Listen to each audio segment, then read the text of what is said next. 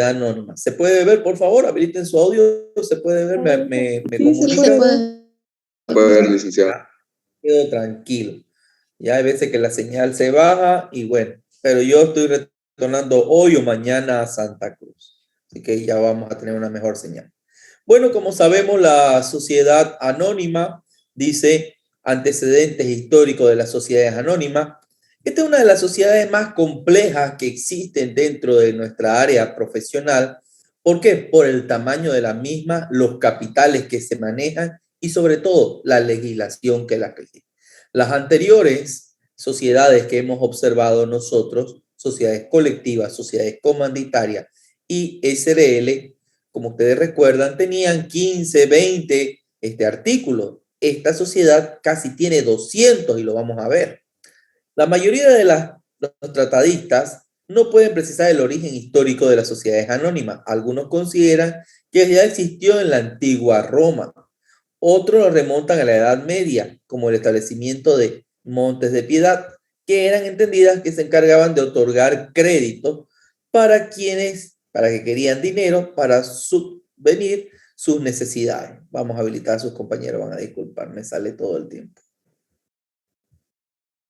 Fue en el siglo XVII donde las sociedades anónimas alcanzan un gran incremento implementándose, ¿no?, la emisión de acciones que comprendían a un gran número de personas que daban su dinero para formar un fondo común que sirviera para grandes empresas. Los accionistas podrían o no tomar parte de las labores de la compañía. Le respondían a cada uno de lo aportado. Fíjense que aquí ya empieza a hablarse sobre acciones que dentro de las grandes empresas de ese momento del siglo XVII se dividían el capital en acciones donde cada uno aportaba y estaba en función a el monto que aportaba sus utilidades, ¿no? Dice, respondían cada uno de lo aportado, recibiendo como utilidad la ganancia de la sociedad en proporción a sus aportes. Vamos a seguir leyendo porque si no, no terminamos nunca. Aspectos generales. Las sociedades anónimas, el capital está representado por acciones. Eso es importante entender. Hasta la anterior clase veíamos que en la SRL el capital estaba dividido en cuotas de capital. Si ustedes recuerdan, siempre dijimos, las SRL se dividen en cuotas de capital y las sociedades anónimas se dividen en acción. La responsabilidad de los socios queda limitada al monto de las acciones que haya suscrito. La sociedad llevará una denominación referida al objeto principal de su giro y seguirá las palabras sociedad anónima o su abreviatura SA. El capital en esta sociedad puede tener tres conceptualizaciones diferentes y eso es importante entender. Muchas veces no logramos entender la diferencia entre cada uno y es importante porque ustedes van a escuchar en la ley cuando leamos dentro de unos minutos tres terminologías importantes: capital autorizado, capital suscrito y capital. Estos son distintos, pero fíjense, pertenecen al mismo capital, pero en tres etapas que puede tener el capital. El capital puede estar autorizado, el capital puede estar suscrito y el capital puede estar pagado. ¿Cuál es la diferencia entre esto? Bueno, es el monto total del capital legalmente, ¿no?, de constituirse de la sociedad y que debe encontrarse claramente especificado en las escrituras de constitución, así como también en los estatutos. ¿Qué quiere decir esto? Van a disculpar, voy a admitir a sus compañeros. ¿Qué quiere decir esto? Quiere decir que el capital autorizado es el capital que todos ustedes, jóvenes, se comprometen a tener por la empresa. Es un compromiso, es un compromiso. Por eso el capital autorizado es que ustedes autorizan tener este capital. Es el monto total de capital legalmente a constituirse en la sociedad anónima y debe encontrarse claramente especificado en la escritura de constitución. Es el compromiso que ustedes hacen de tener, un ejemplo, un capital autorizado de 1 millón de bolivianos o 1 millón de dólares. Eso es un capital que ustedes se comprometen. Ahora, ¿cuál es la diferencia de capital suscrito? Del capital autorizado se pasa al suscrito, es otra etapa. Es el monto del capital autorizado que ha sido comprometido en ser pagado por los suscriptores de acciones de capital. Dicho compromiso debe estar respaldado por un contrato de suscripción. ¿Qué es esto? Una vez ustedes, como futuros accionistas o auditores, se comprometen a tener una empresa de 1 millón, es un compromiso. Entonces, ¿vamos a tener una empresa de 1 millón? Sí, ese es el capital autorizado. Ahora, ¿cómo se va a distribuir? Ese es otro cantar. Fíjense qué nos dice que el capital suscrito es el monto del capital autorizado. Quiere decir que, ejemplo, Villagómez va a tener, voy a ver los nombres, Villagómez va a tener el 20%, Pérez va a tener el 30%, ¿no? Flores va a tener el 15% y así, es la distribución. El capital autorizado es donde todos nos comprometemos a tener y está escrito en la Constitución. El capital suscrito es la distribución, sin importar si está pagado o no, es distribuir, quiere decir. Es el monto del capital autorizado que ha sido comprometido en ser pagado. Entonces, el suscrito no quiere decir que está pagado, está distribuido, comprometido por los suscriptores de acciones del capital. Dicho compromiso debe estar respaldado por un contrato de suscripción. Es decir, firma un contrato de que se hace acreedor de las acciones que han sido salidas del capital autorizado. Ahora, la otra fase que nos habla del capital suscrito es el capital pagado. El capital pagado, ¿qué quiere decir?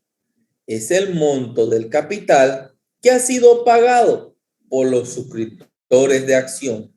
También constituye el capital pagado el monto de las acciones vendidas sin suscripción previa. Es el monto del capital que ha sido pagado, es decir, lo que suscribió Villagómez, lo paga.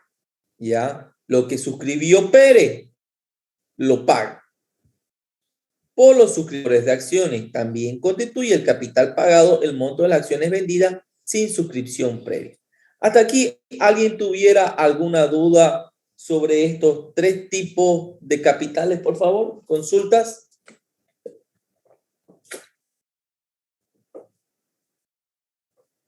¿No hay dudas?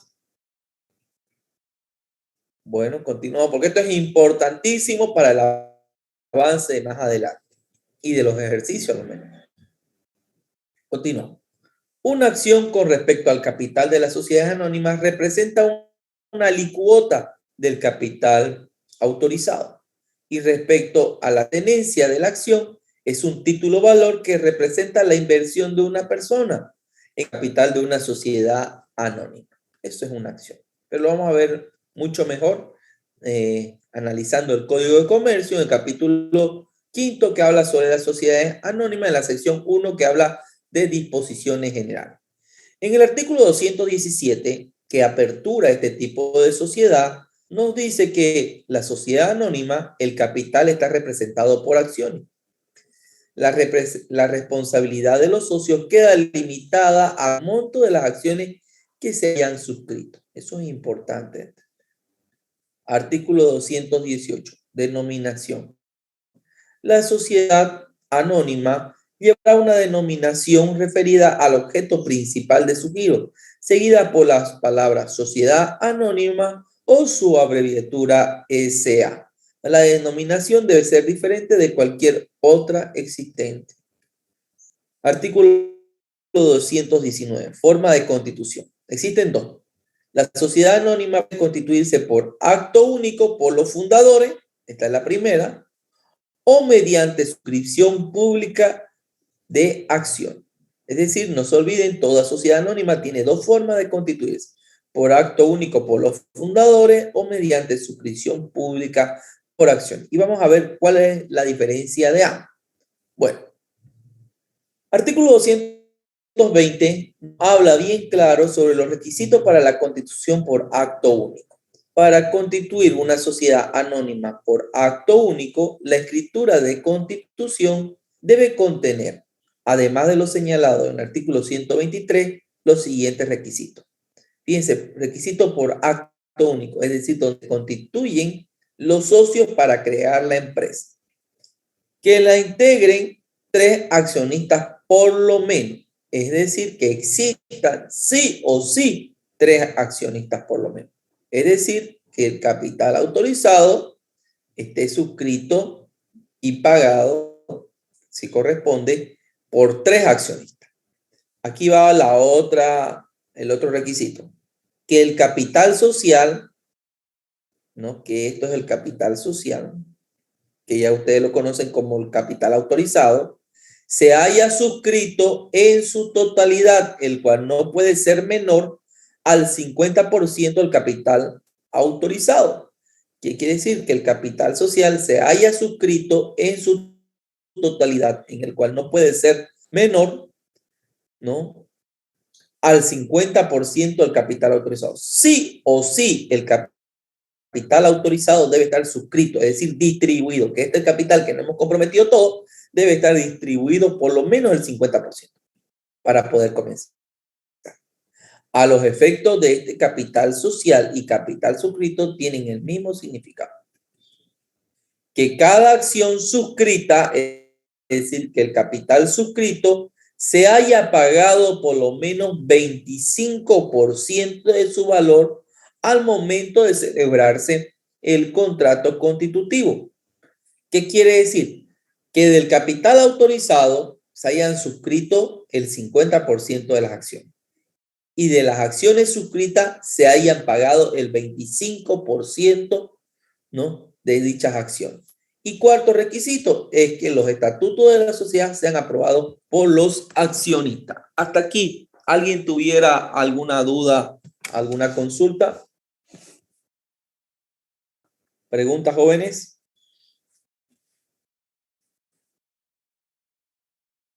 ¿No hay? Continuamos. Aportaciones en dinero.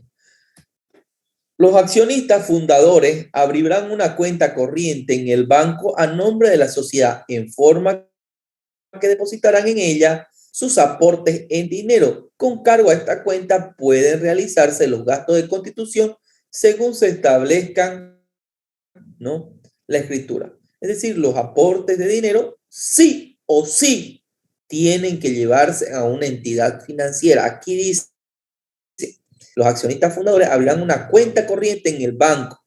En las sociedades anónimas no podemos comenzar, ¿ya?, con una cuenta caja, porque fíjense, en el balance muchas veces podemos poner caja, luego aportan bienes, luego activo fijo, contra patrimonio, ¿sí o no?, para hacer un balance inicial. Pero ¿qué pasa en la sociedad anónima? No puede venir la cuenta caja, porque el artículo 221 establece bien claro que los accionistas fundadores abrirán una cuenta corriente en el banco a nombre de la sociedad, ¿no? Entonces, cuando ustedes, auditores, vean un balance de una sociedad anónima, cuando aperturen su empresa con cuenta caja, ya es objeto de observación, porque no cumple el artículo 221 de la sociedad anónima, que establece que ese tipo de sociedades deben todo el dinero ser depositado a su cuenta corriente. Artículo 222. Constitución por suscripción pública. Ya vimos la primera, que era cuando se juntaban 3 o más socios para crear la sociedad. Este es otro tipo de constitución. La primera es por acto y la segunda es por constitución por suscripción. Si la constitución de la sociedad anónima fuera por suscripción pública, los promotores deben formular un programa de fundación suscrito por los mismos, que se someterá a la aprobación de la Dirección de Sociedades por Acciones, que debe contener. Aquí es cuando empieza la sociedad y personas que están constituyendo necesitan suscribir a nuevos socios. ¿Qué quiere decir? Traer nuevos socios.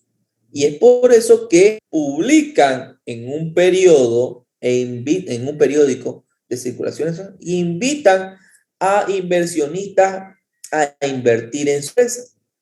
¿Qué debe contener? No, el nombre, estado civil y nacionalidad y domicilio de los promotores, que son obviamente los que están promoviendo la empresa, ¿no? Y valor de las acciones emitir, número de accionistas correspondiente de acciones a los promotores, proyecto de estatuto, venta o beneficios actuales de los promotores, bueno, y todos estos datos que corresponden a la suscripción. También debe haber una versión del programa para ofrecer al público en suscripciones por acciones. Para ofrecer al público la suscripción de acciones debe obtenerse de la Dirección de Sociedades Anónimas previo al cumplimiento de disposiciones legales y reglamentarias. La aprobación de un programa de fundación y autorización para su publicidad.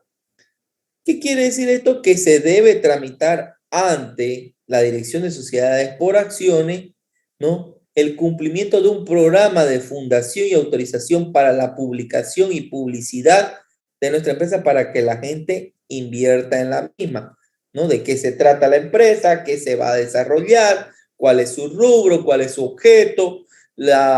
También se tiene que ver cómo está el mercado, con qué máquina vamos a contar, es decir, mostrar parte interna de la sociedad que se quiere tener.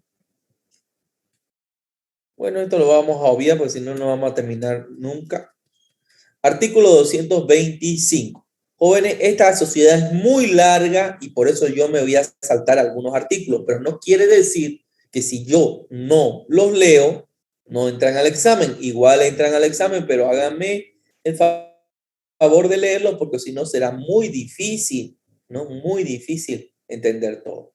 Artículo 225. Depósito de suscripción en dinero. Los aportes en dinero deben ser depositados al banco designado para recibir la suscripción. Ya eso ya sabemos, nos lo habían leído en el anterior artículo 221.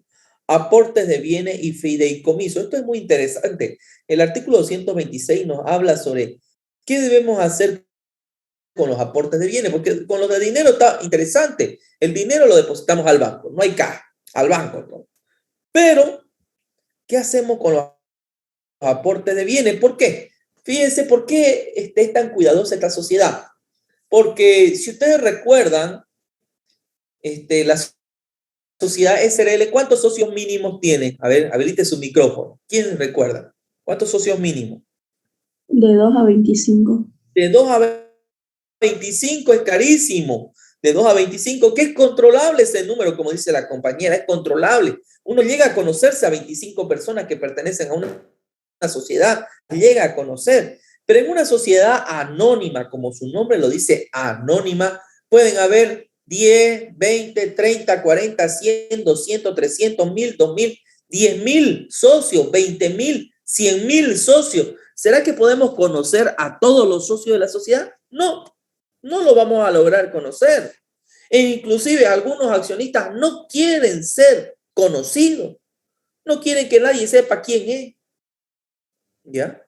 Entonces, este tipo de sociedad es para aquella persona que tiene dinero. Y hay dos formas. Socios nominativos, ya que lo vamos a leer más un rato, que son los que les gusta que la gente lo conozca, y otros socios que son al portador, otras acciones, que nadie va a saber quién es dueño y quién es propietario de ese pedazo de capital. Nadie. Entonces, en ese sentido, como aquí puede haber 10,000, 20,000, 100,000 socios, 1,000,000 de socios, entonces, ¿cómo se actúa? ¿A quién le damos? Aquí los van a disculpar. ¿Se acordaron? Entonces, como hay tantos socios y uno no sabe a quién entregar la documentación, el banco actúa como fideicomisario. Los aportes de bienes que no fueran en dinero se integrarán a la sociedad una vez constituida esta. Entre tanto, serán entregados en fideicomiso al banco. Es decir, en las sociedades colectivas, comanditarias y SRL, por lo general se conoce a los socios, a lo menos en la colectiva y comanditaria, porque son vínculos familiares, son sociedades de personas. Pero en una sociedad anónima, que no es una sociedad de personas, que es una sociedad de capital, no se logra conocer a todos. Y al no lograr conocer a todos, desconfías de todo. En ese sentido, obviamente, la desconfianza es muy grande y el único agente de confianza que creo que tenemos todos es el banco, porque se ha ganado la confianza de todos nosotros. En ese sentido, el banco actúa de fideicomisario. ¿Qué quiere decir esto? De agente de retención y de custodia. Los que han logrado ir al banco, a Bóveda alguna vez, ¿no? Tal vez todos han ido al banco, pero no han ido a Bóveda, que es muy distinto a los cajeros y han bajado al sector Bóveda o subido, dependiendo del banco, han visto que hay como unos casilleros en Bóveda, como unos casilleros, como roperos grandes, pero divididos en casilleros. Y ahí en cada casillero, por lo general, las empresas alquilan ese espacio del casillero para actuar, ¿no? El banco como fideicomisario de los títulos, ¿no? De los títulos que corresponden a los aportes de bienes que realizan los accionistas para constituir en esa sociedad. Y el banco lo retiene y son entregados, ¿no? Para su custodia. ¿Alguna pregunta hasta aquí, jóvenes? Entonces los aportes de bienes son guardados también por el banco. Lisa, buen día, disculpe, ¿a quién se le entrega? Al banco. Al banco va a actuar como fideicomisario. Se abre una cuenta, se alquila un espacio y el banco va a ser el tenedor. ¿El banco a quién se lo puede entregar? ¿Quién puede ir a la junta de accionistas? Después, ahorita vamos a leer a la junta de accionistas que se cree. Una vez se crea la junta de accionistas, ¿no? Y se crea un directorio, ese directorio va a tener, ¿no? El manejo del mismo. No todos los accionistas, solo la junta, pero previa elección. ¿Alguna otra pregunta? ¿Consultas?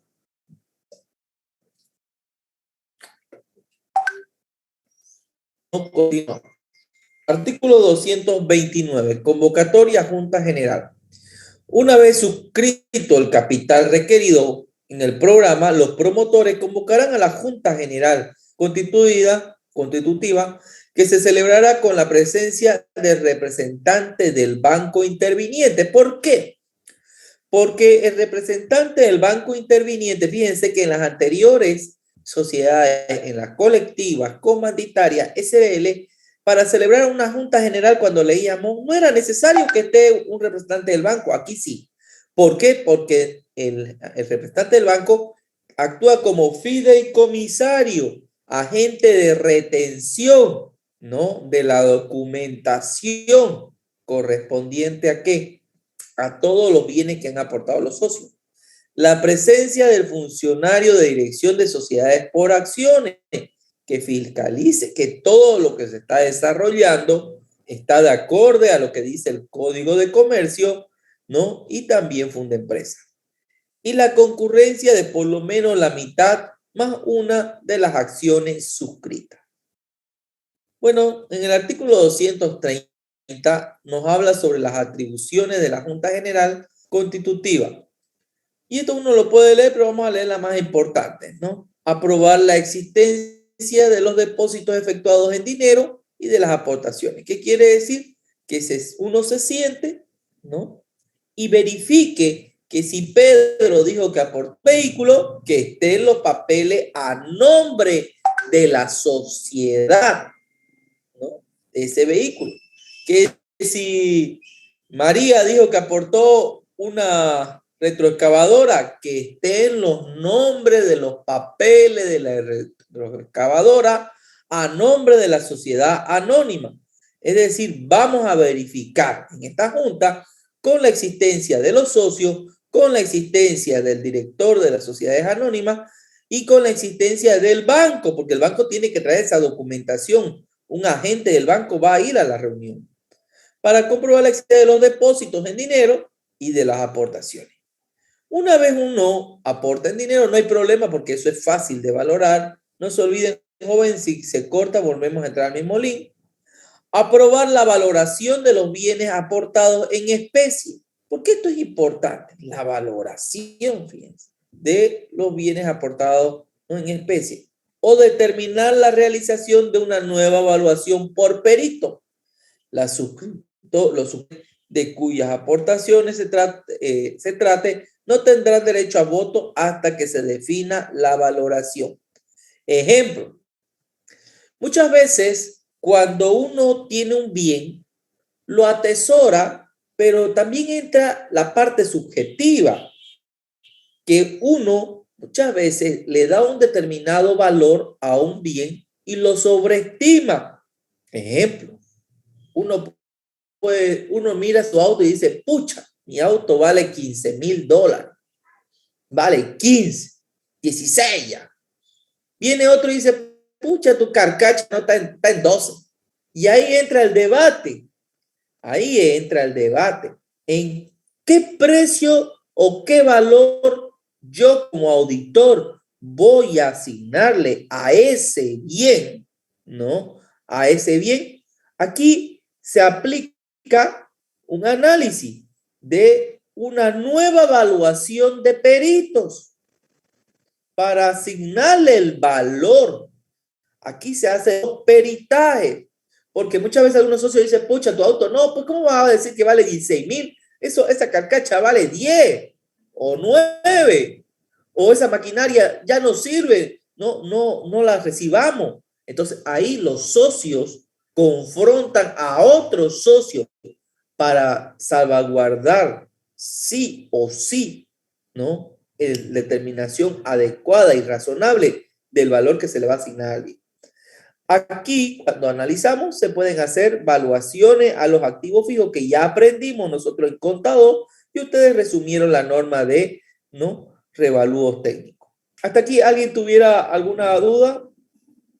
¿Preguntas? No, listo. ¿No? Aprobar o rechazar las gestiones y los gastos efectuados por los promotores, ¿no? Aprobar y modificar las ventajas y beneficios de los promotores que hubieran reservado. Y así sucesivamente. Artículo 231. Es larguísimo esto, por eso me salto harto. A los efectos del artículo anterior, cada suscriptor tiene derecho a tantos votos como acciones hayan suscrito y pagado. Es decir, acciones suscritas y estuvieran pagadas. El anticipo que le corresponde. Las decisiones se adoptarán por la mayoría de los suscriptores presentes que representen no menos de la tercera parte del capital suscrito con derecho a voto, sin lugar a estipulaciones, ¿no?, distintas. ¿Qué se considera un socio fundador? Son fundadores de la sociedad anónima ¿quiénes? Las personas que otorguen, ¿no?, la escritura de constitución de la sociedad cuando se efectúe el acto único. ¿Qué quiere decir esto? Aquellas personas que crean la empresa desde el inicio se lo denomina fundadores. ¿Y por qué es bueno denominarse fundadores? Porque hay beneficios. Sí, hay beneficios más altos. Los segundos que pueden llamarse, esto es por acto único. Y ahora, cuando se hace por suscripción pública, en la formación por suscripción pública, los que firmen el programa, que ya hablamos sobre el programa hace unos minutos atrás. Entonces, todas personas que firmen el programa de cómo está desarrollando, cómo se va a desarrollar la empresa, cuál es su objetivo, cuál es su razón social, cuál es la oferta y demanda que han analizado para el mercado, de un programa de análisis para los inversionistas, y los que firmen este programa de suscripción pública serán denominados socios fundadores. Vamos a seguir leyendo. Responsabilidad de los fundadores. Los fundadores responden ilimitada y solidariamente por las obligaciones contraídas para la constitución y formación de la sociedad. Fíjense que aquí, cuando ustedes siempre saben y analizan una sociedad anónima, Por lo general, ustedes dicen que es una sociedad anónima y su responsabilidad es limitada. Por lo general uno dice, su responsabilidad es limitada. ¿Por qué es limitada? Porque solamente está limitada hasta el monto de sus aportaciones. Pero esto al ser una sociedad anónima y usted al ser un socio fundador, al inicio los fundadores responden ilimitadamente. Por eso hay un riesgo de ser socio fundador y solidariamente por las obligaciones contraídas para la constitución y formación de la sociedad, inclusive de los gastos y comisiones de los bancos fideicomisarios, aún en el caso de haber fracasado el programa. Constituida la sociedad, esta asume las obligaciones contraídas legítimamente por los fundadores y reembolsándole los gastos efectuados previa aprobación de la Junta General. ¿Qué quiere decir? Que estos socios fundadores, como están comenzando la sociedad, al inicio su responsabilidad es ilimitada y solidaria por las obligaciones contraídas. Es decir, ellos se endeudan y no crean la empresa, ellos mismos pierden su plata. Eso quiere decir. Si ellos crean, son 5 o 6 personas que invierten en la constitución, pagan a un contador, pagan a un abogado, pagan a un notario para que les cree la empresa, a un publicista para que vaya haciendo la publicidad, les cree el logo, todo eso, y invierten dinero, ese dinero, si no llega a ponerse en puesta en marcha la sociedad, su responsabilidad es ilimitada, pierden todo lo que han puesto. Pero si una vez funciona la sociedad, fíjense, constituida la sociedad, esta asume las obligaciones contraídas legalmente por los fundadores, reembolsándole, se les va a devolver los gastos efectuados previa aprobación por los demás socios en la Junta General. Bueno, eso es parte de los riesgos de ser un socio fundador, ¿no? Ahora, beneficios para los promotores y fundadores. Los promotores y fundadores no pueden recibir ningún beneficio que disminuya el capital social, eso está claro. Ningún beneficio que vaya a disminuir el capital social. Cualquier pacto, de lo contrario, es nulo. La retribución que se conceda a los promotores y fundadores de las sociedades, ¿no? De las sociedades son los siguientes. De las utilidades anuales no excederán en ningún caso del 10%. Aquí está clarísimo, fíjense. La retribución que conceda a los promotores y fundadores de las utilidades anuales no excederá en ningún caso del 10%, ni podrá extenderse por más de 10 años a partir de la constitución de la sociedad. Aquí es clarísimo. Esto nos permite conocer que estos socios fundadores, promotores, podrán tener hasta un máximo adicional de las utilidades que ha existido de un 10%, pero ese beneficio no es de por vida, sino podrá tener un máximo de 10 años para que esos socios se beneficien. Obviamente, ¿por qué se benefician? Primero, porque tuvieron la idea. Segundo, porque asumieron los riesgos en los costos, ¿no? Al principio era una responsabilidad ilimitada. ¿Qué quiere decir? Si perdían todo su dinero ellos por intentar constituir una sociedad anónima. Pero este beneficio, que no puede exceder más del 10%, tampoco puede durar más de 10 años. ¿Hasta aquí alguna pregunta? ¿Consultas, jóvenes? Lisandro, el 10% Sí. aparte del capital, lo que reciben. Ellos van a recibir, ellos aportan su dinero y eso se denomina capital. Pero fíjense que aquí dice, la retribución se conceda a los promotores y fundadores de las utilidades anuales, no podrá en ningún caso no exceder de 10% de las utilidades. Quiere decir que ellos pueden agarrar y del 100% de las utilidades separar un 10% para ellos, ¿no? Y el otro 90% que queda se lo van a distribuir entre los demás más ellos. Es decir, hasta si ellos deciden y los registran eso en el acta de constitución, porque esto se tiene que escribir previamente en el acta de constitución. Y yo, si soy un nuevo inversionista, voy a leer aquí los socios fundadores dicen que ellos van a separar su 10% de todas las utilidades y se lo van a distribuir. Ok, yo lo leo. ¿Acepto? Ok, acepto entrar. Ok, no hay problema. Reconozco que ellos arriesgaron.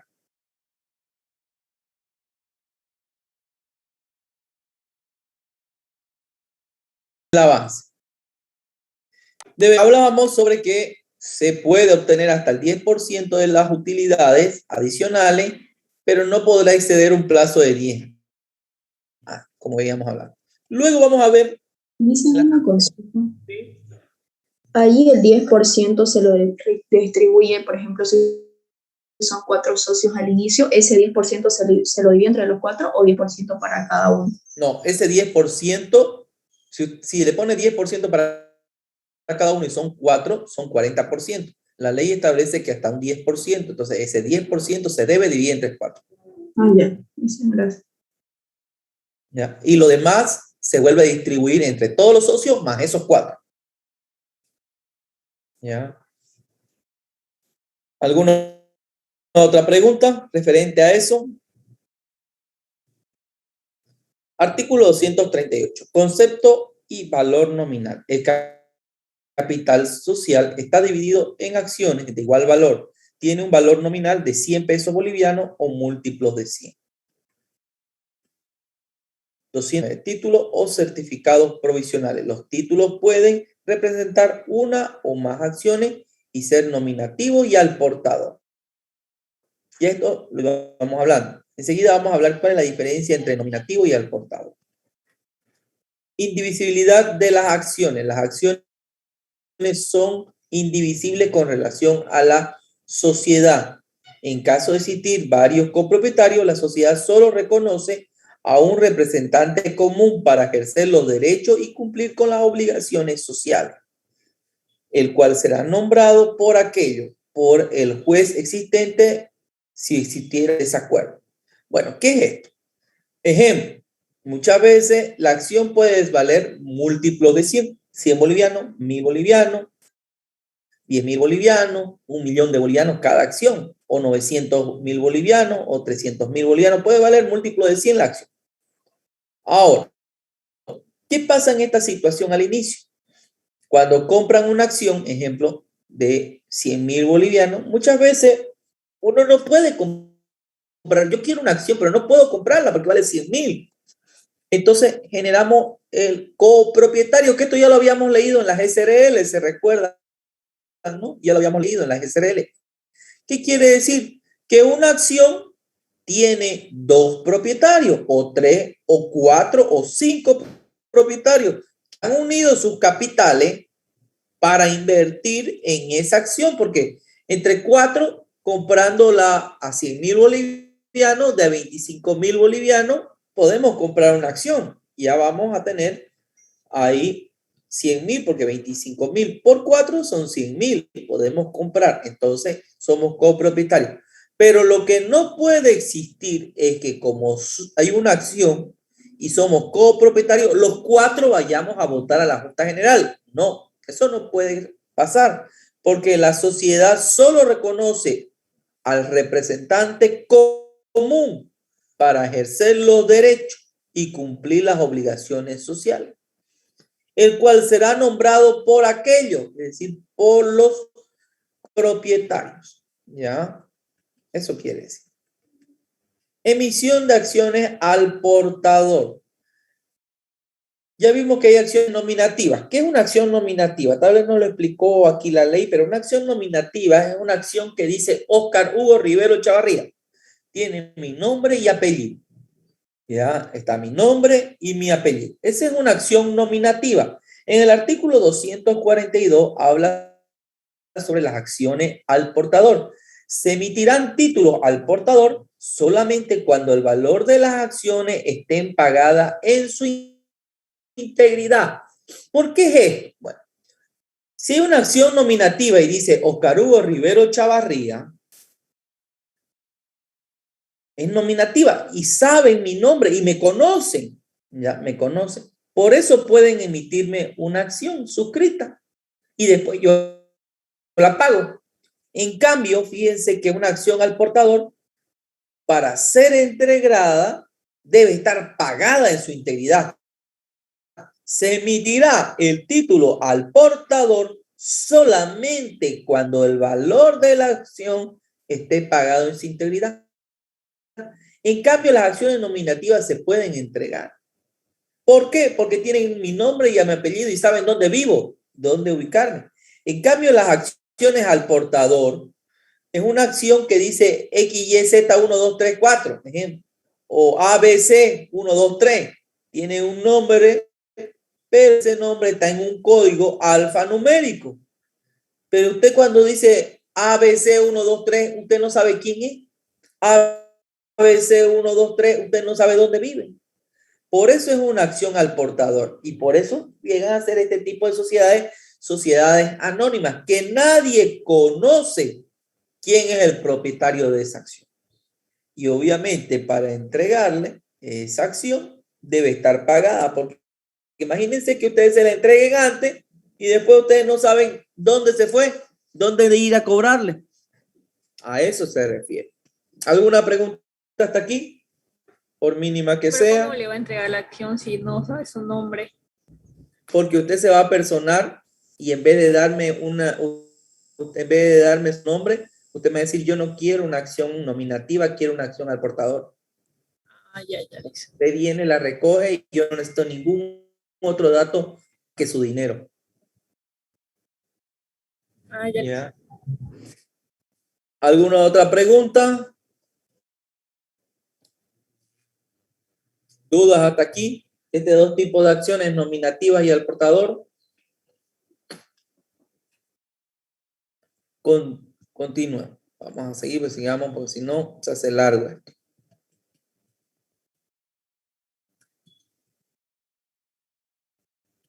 Vamos a saltarnos, porque si no, no terminamos.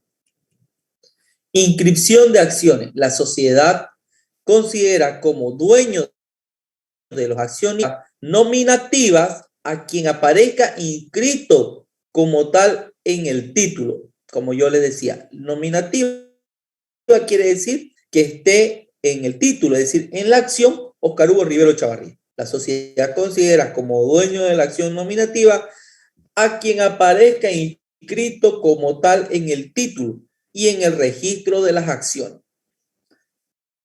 La negativa injustificada para inscribir a un accionista en el registro obliga a la sociedad y a sus directores y administradores a responder solidariamente por los daños y perjuicios. Es decir, si esta persona es nominativa, debe estar inscrita en la sociedad, ¿no? De registro de sociedades anónimas, funda empresa.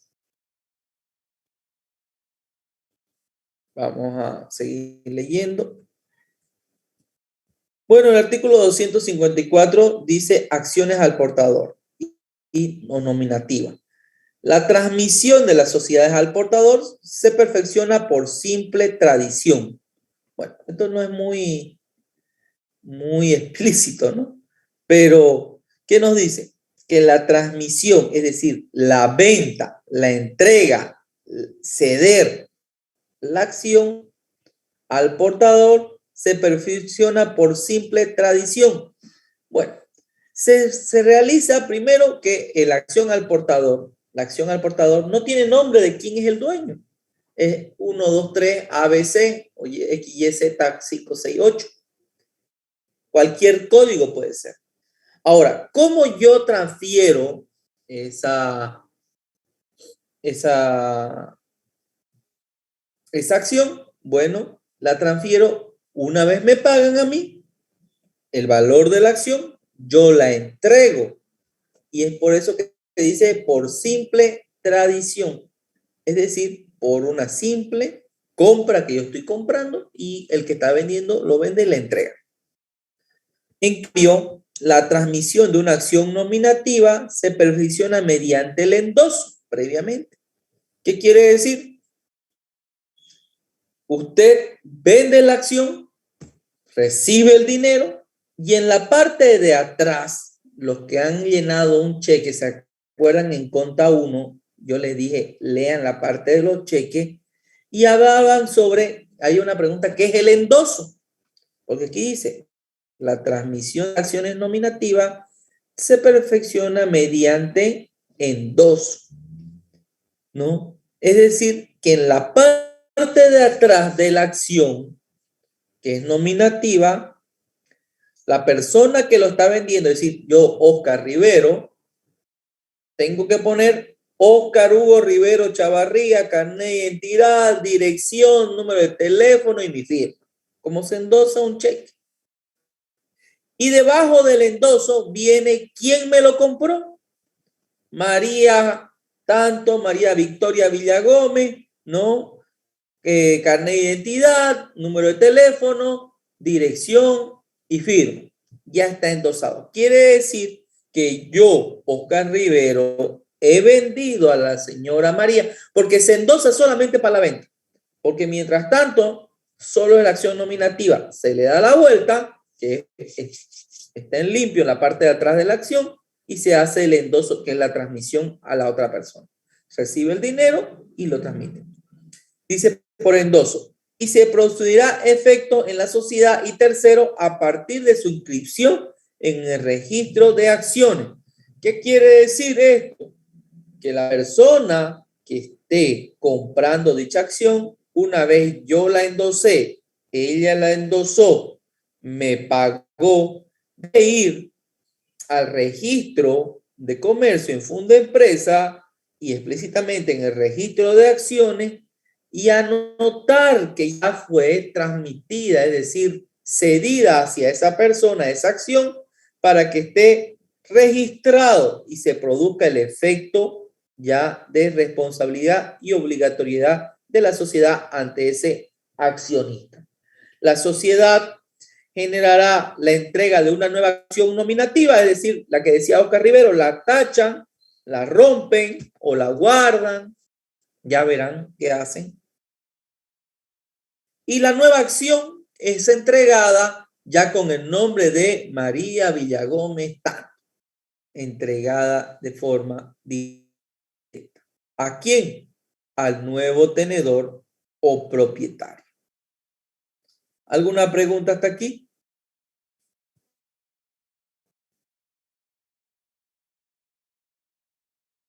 Derecho preferente.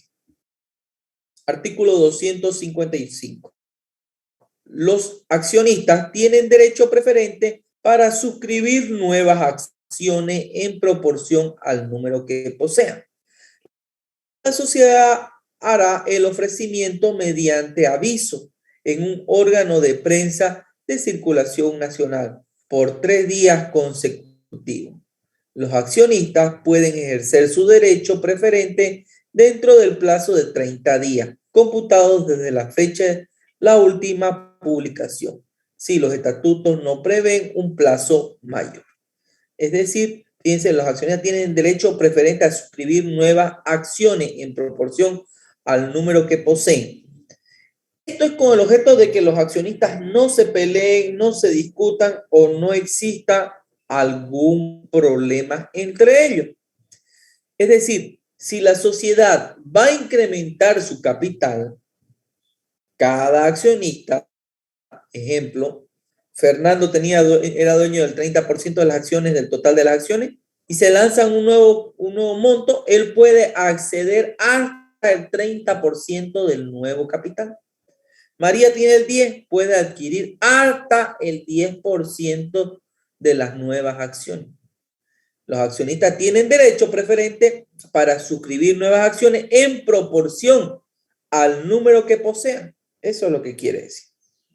La sociedad hará el ofrecimiento mediante un aviso en un órgano de prensa de circulación nacional por 3 días consecutivos.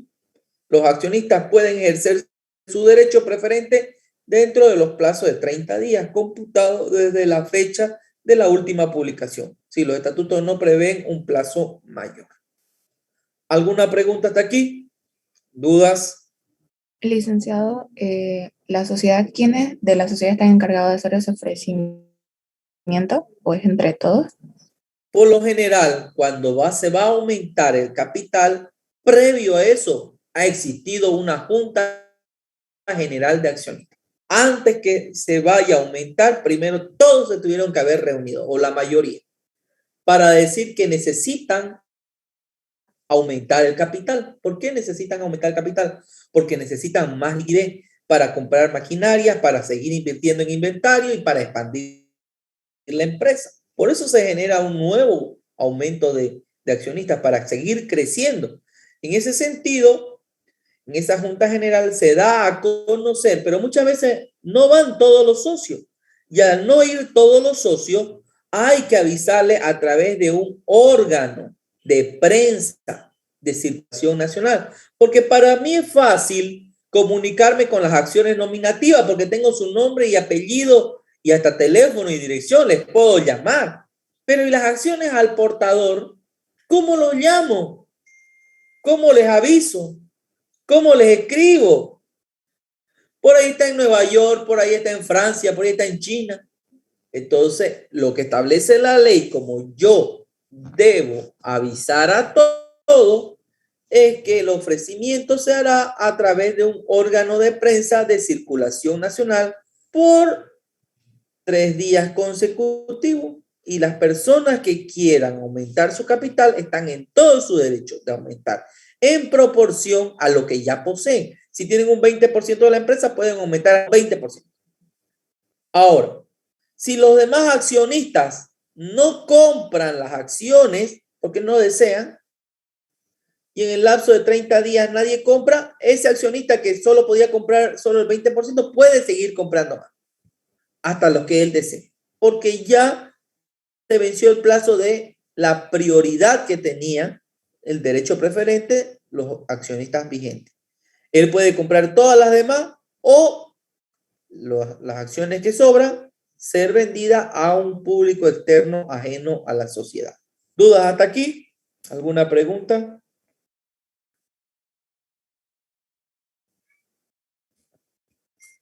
Continuamos. Nueva emisión. Y esto es interesante. Solo hay lugar a la emisión de nuevas acciones cuando las precedentes han sido totalmente suscritas. ¿Qué quiere decir? No vamos a aumentar nuevas acciones si tenemos acciones sin suscribir. ¿Qué quiere decir? Sin que exista un dueño sobre esas acciones, sin que hayan sido comprometidas esas acciones. Entonces, ¿qué nos dice? Que primero deben estar suscritas. Suscritas no quiere decir que estén pagadas, sino que ya se le haya asignado un propietario a esas acciones. Entonces, no hay lugar a la emisión de nuevas acciones cuando las precedentes, es decir, las anteriores, han sido totalmente suscritas. Vamos a seguir viendo. Clases de acción. Ya habíamos visto los tipos de acciones, que habíamos tipos de acciones, habían al portador y nominativa. Ahora hay dos clases, tipo, al portador y nominativa. Clases. Las clases pueden ser ordinarias y preferentes.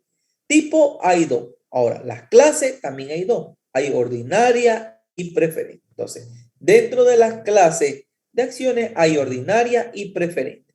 La escritura social establecerá los derechos y obligaciones de cada clase de acciones. Atribuye a sus tenedores con arreglo a disposiciones en el código. Si se establecen clases de acciones en la escritura social, se entiende que todas son, ¿no? Si no se establecen, perdón, clases de acciones en la escritura social, se entenderán que todas son ordinarias. Esto es claro. Si no se establecen las clases que existieran, es decir, aquí la ley me dice, puede usted dentro de su sociedad tener acciones ordinarias y tener acciones preferentes o preferidas. Pero si no establezco yo en escritura constitucional que tengo ese dos tipos, no, perdón, esas dos clases de acciones, se supone que todas las acciones que yo posea, si no establecen las clases de acciones en la escritura social, se entenderá que todas son ordinarias. Esto está claro, se entenderá que todas son ordinarias. Acciones ordinarias. ¿Cuál es la diferencia entre una y otra? Cada acción ordinaria da derecho a un voto en las juntas generales. En las juntas generales tiene derecho a un voto, a voz y a voto. Eso quiere decir, tiene derecho a voz y a voto. En cambio, las acciones preferidas o preferentes son las que establecen beneficios preferenciales. Esto también es importante. Tienen beneficios preferenciales. No votarán en las juntas ordinarias. Es decir, cuando haya juntas ordinarias, las personas que posean acciones preferidas no pueden votar referente a lo que se trate en las reuniones ordinarias, sino exclusivamente en las extraordinarias. Ellos van a poder votar en las reuniones extraordinarias, sin perjuicio de asistir con derecho a voz a la asamblea ordinaria. Es decir, los socios preferentes pueden asistir a las reuniones de las asambleas ordinarias, pero con derecho a voz, pero no a voto. Ya, eso es importante. Ahora, ¿qué se trata en cada una de esas asambleas? Bueno, los derechos de los accionistas preferentes. Se asignará a los accionistas preferidas un dividendo no mayor al establecido en los estatutos. Antes de fijar los dividendos de los accionistas ordinarios, cuando en algún ejercicio social no se paguen dividendos o sean inferiores al fijado, estos o la diferencia se cubrirán en los años siguientes. Por eso son beneficios, fíjense. Usted mira, pero le dicen, ¿cuál es la diferencia entonces entre ordinarias y preferentes? Bueno, las acciones ordinarias tienen derecho a voz y voto en las asambleas ordinarias y por lo generalmente las asambleas ordinarias hablan sobre el manejo y cómo se va a desarrollar y se va a manifestar y se va a trabajar en la sociedad. Es decir, es como un grupo consultivo, ¿ya? Del manejo. Pero hay gente que tiene tanta plata que no le interesa cómo se maneja la empresa. No le interesa quién la maneja la empresa. No le interesa cómo se maneja la empresa. Lo único que le interesa es que le paguen sus dividendos. Lo único que le interesa es que esté recibiendo beneficios de esa acción. Lo único que le interesa. Esa persona puede estar en Miami, puede estar en Punta Cana, puede estar en París, disfrutando de la vida. Lo único que quiere es que su dinero trabaje para él. En ese sentido, por eso algunas personas dicen, usted mira, pero ¿por qué me conviene una acción preferente? Bueno, por sus beneficios. Se asignará a las acciones preferidas un dividendo no mayor a lo establecido en el estatuto, va a tener un porcentaje mayor, ya que esa persona no opina sobre el manejo, por eso genera un mayor riesgo y obviamente al tener mayor riesgo, si no opina dentro de eso, debe generar un mayor margen de utilidad. Antes de fijar los dividendos de las acciones ordinarias, cuando en algún ejercicio social no se paguen los dividendos o sean inferiores al fijado, esto o la diferencia, fíjense, se cubrirán en años siguientes a la prelación indicada. ¿Qué quiere decir? Que si se le dijo que se le iba a pagar 100 bolivianos más por ser esta acción preferida y no se le puede pagar porque hubo pérdida o no se le puede pagar porque hubo problemas o no se obtuvo la utilidad deseada, como dice arriba, en años posteriores se les debe como indemnizar ese monto que no ha sido pagado. En los estatutos puede pactarse que a las acciones preferidas se le fije un dividendo superior al de las acciones ordinarias. Fíjense, en los estatutos puede pactarse que a las acciones preferidas se le fije un dividendo superior a las acciones ordinarias. En la liquidación de la sociedad, las acciones preferidas se reembolsarán antes que las acciones ordinarias. ¿Qué quiere decir? Que cuando la empresa esté cerrando, los primeros que van a recibir el dinero que invirtieron son las acciones preferidas, antes que las acciones ordinarias. Las acciones preferidas con dividendo no repartido por más de 3 ejercicios, aunque no sean consecutivos, adquirirán el derecho a voz, ¿no? Y voto y los demás derechos de los accionistas ordinarios, hasta que no desaparezca el adeudo referido. Fíjense que si a él no recibe lo que le establecieron y su derecho, tiene derecho a opinar y a votar dentro de la asamblea, sin perder su responsabilidad de socio promotor, ¿no? Y en el caso de que como aquí la sociedad tenga algún problema en la liquidación de la misma, es decir, al cierre, van a ser ellas de primero indemnizadas. Hasta aquí, ¿alguien tuviera alguna pregunta, por mínima que sea? ¿Dudas? No. Vamos a seguir leyendo. En la sección quinta sobre accionista, la calidad de accionista, tiene la calidad de accionista el inscrito en el registro de accionistas de la sociedad. Si las acciones son nominativas, ¿no? Perdón. Si son nominativas, es decir, tiene la calidad de accionista el inscrito en el registro de accionistas de la sociedad. Si las acciones son nominativas y el tenedor si son al portador. Es decir, es accionista aquella persona que tiene una acción nominativa y esté inscrita en el registro de accionistas, porque es nominativa, se conoce su nombre y apellido. Y es accionista si la acción es al portador y la tiene. Si es al portador y yo la tengo en mis manos, yo soy accionista. ¿Eso qué quiere decir? ¿Alguna pregunta hasta ahí? Derecho de los accionistas. Son derechos fundamentales de los accionistas, ¿no? Lo siguiente, intervenir en las juntas generales con derecho a voz y voto correspondiente a una acción ordinaria, ¿no? Ingresar a los órganos electivos y de administración y fiscalización si yo lo desea, participación en las utilidades de las sociedades, participar en las mismas condiciones establecidas con el inciso anterior que habla de el tema de las utilidades y en su caso en la liquidación, gozar de preferencia para la suscripción de nuevas acciones, es decir, si se quiere incrementar el valor o hacer crecer la empresa, tendrán que gozar de la preferencia por suscribir, es decir, pedir que sean nuevas acciones a nombre de esa persona. Artículo 270, distribución de utilidades y derechos de crédito.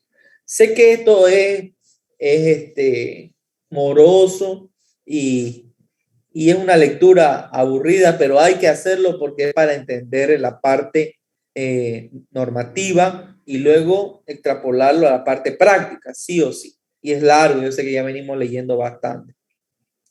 Distribución de utilidades y derechos de crédito.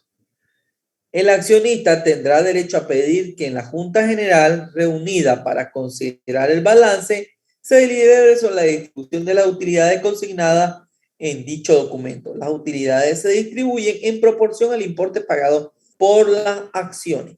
La aprobación de la distribución de las utilidades por la Junta General de Accionistas confiere al accionista un derecho al crédito para cobrar a la sociedad los dividendos que corresponden.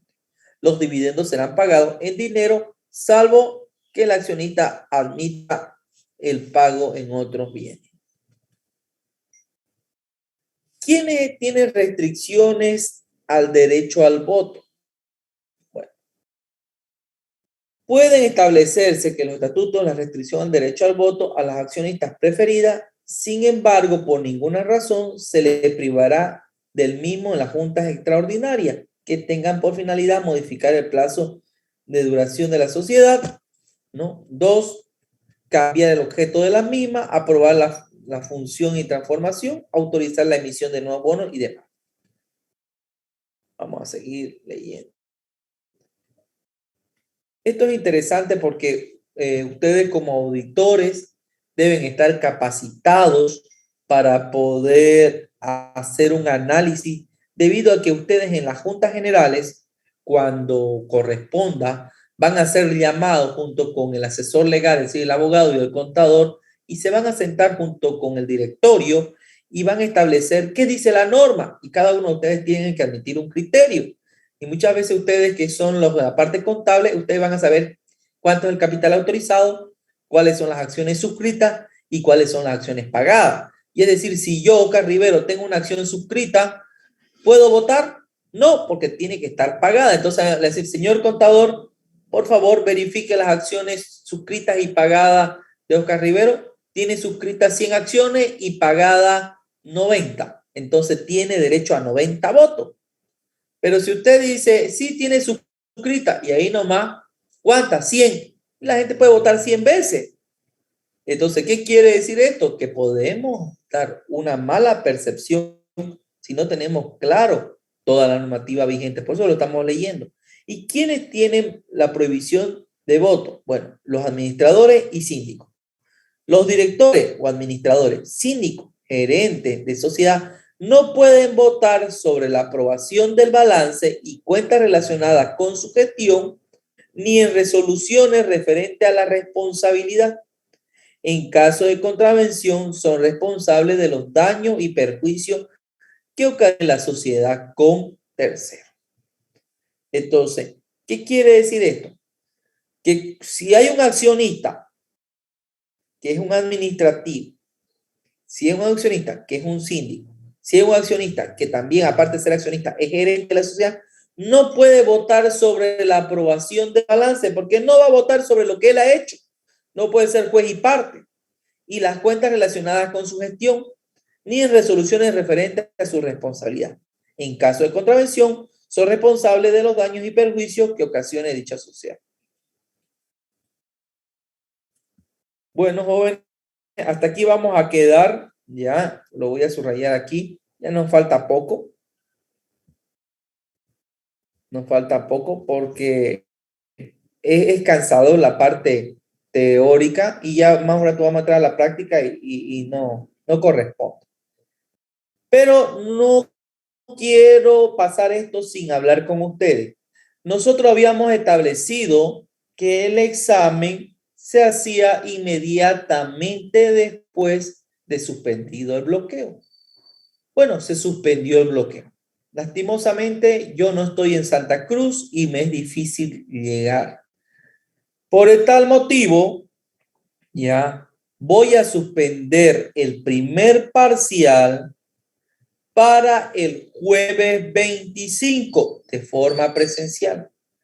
Ya me ha tocado varios jóvenes que me dicen que están en provincia, que me dicen que están aquí, que están allá, pero las disposiciones establecen que los exámenes de las clases prácticas como la mía y las ayudantías de las clases prácticas como la mía, que es una clase práctica, se puede tomar en forma presencial.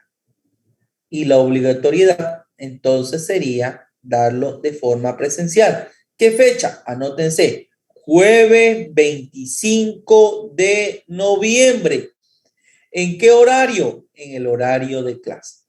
Por eso voy a tener el día martes para establecer en qué aula nos van a asignar para que ustedes el día martes ya tengan todo el conocimiento de qué aula me pueden brindar para el día jueves y así ustedes puedan llegar en el horario de clase el día jueves a dar un examen de forma tranquila sin que estén diciendo dónde estaremos, dónde vamos, nos vamos a ir directo ahí.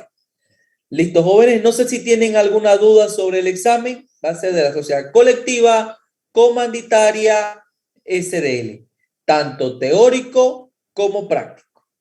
Hay 7 tipos de examen, ¿ya? Todos tienen que traer su hoja de cuadernillo tamaño carta, prohibido los celulares en el desarrollo del examen. Todos tienen que traer su calculadora, prohibido la fórmula, prohibido los cuadros de depreciación, solamente pueden traer las UFB y el tipo de cambio. ¿Dudas hasta aquí? ¿Preguntas, jóvenes? ¿No? Le dicen, podemos traer ya hecho los formatos, ¿no? Del libro diario y del Bueno, sí, cuadro de sí, aportación.